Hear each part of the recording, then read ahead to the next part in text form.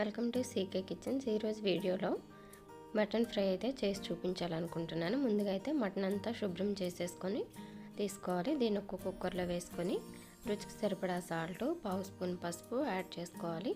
దీనిలోకి half spoon అల్లం వెల్లుల్లి పేస్ట్ కూడా వేసుకొని ఒకసారి స్పూన్తో కలుపుకొని దీనిలోకి సరిపడినన్ని నీళ్ళు అయితే వేసుకోవాలి. నీళ్ళు వేసుకొని అంతా కలుపుకోవాలి. ఇప్పుడు కుక్కర్ మూత పెట్టేసి స్టవ్ మీద పెట్టుకోవాలి. ముదురు మటన్ అయితే ఎక్కువ విజిల్స్ రానివ్వాలండి. ఒకవేళ లేతదైతే ఒక 6-7 విజిల్స్ అయితే సరిపోతుంది. మటన్ ఉడికేలోపు మసాలా అయితే రెడీ చేసుకుందాము.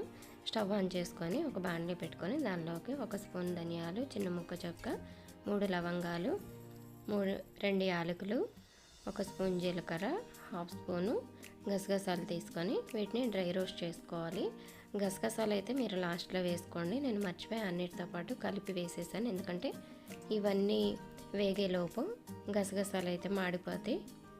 అలా కాకుండా చూసుకోండి. మసాలా దినుసులన్నీ వేసేసుకొని దించేస్తాము అని అనుకున్నప్పుడు మాత్రమే లాస్ట్లో గసగసాలు వేసుకోండి. ఎలాంటి మిస్టేక్ అయితే చేయకండి. వీటిని ఒక సాసర్లో వేసుకొని చల్లారనివ్వాలి. ఇక్కడ మటన్ అయితే బాయిల్ అయిపోయింది. నేను 10 విజిల్స్ అయితే రానిచ్చాను. ఈ మటన్ ఫ్రై కోసం మీడియం ఉల్లిపాయలు 2 తీసుకున్నాను, 2 పచ్చిమిర్చి తీసుకున్నాను. వాటిని ముక్కలుగా కట్ చేసి పక్కన పెట్టేసుకోవాలి. ఇప్పుడు స్టవ్ ఆన్ చేసి అందులో అయితే ఫ్రై చేయాలనుకుంటున్నాము ఆ ప్యాన్ తీసుకొని దానిలోకి నేను 3 గరిటెల నూనె అయితే పోస్తున్నానండి. ఇది పెద్ద గరిటె అయితే కాదు, చిన్న గరిటె.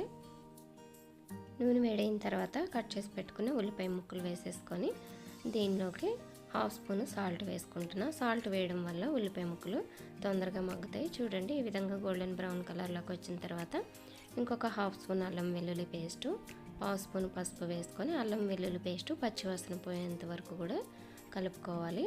ఈలోపు ఇక్కడ మసాలా అయితే రెడీ చేసుకుందాం. మనం రోస్ట్ చేసి పెట్టుకున్న మసాలా దినుసులన్నీ ఒక రోల్లోకి తీసుకొని ఈ విధంగా చక్కగా పొడి చేసుకోవాలండి. నేను తీసుకున్న మసాలా దినుసులు తక్కువ కాబట్టి నేను రోల్లో వేసుకున్నాను. మీరు ఎక్కువ చేసుకునేటట్టయితే మిక్సీ జార్లో వేసుకోండి. ఇక్కడ ఉల్లిపాయ ముక్కలు చక్కగా మగ్గిపోయినాయి కదా. ఉడికించి పెట్టుకున్న మటన్ని నీళ్ళతో సహా ఈ ఉల్లిపాయ ముక్కల్లోకి యాడ్ చేసేసుకోవాలండి. యాడ్ చేసుకొని మూత పెట్టుకొని ఉడకనివ్వాలి.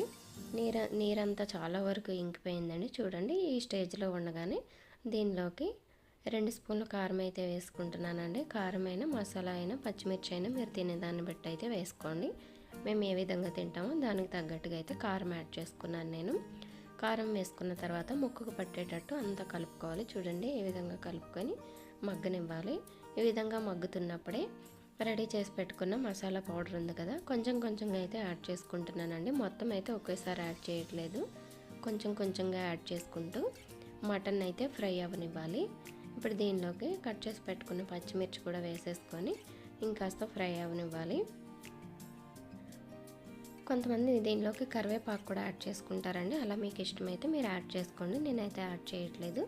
చూడండి, ఈ విధంగా ఇంకాస్త దగ్గర పడిన తర్వాత ఇప్పుడు మిగిలిన మసాలా పొడి కూడా యాడ్ చేసుకుంటున్నాను.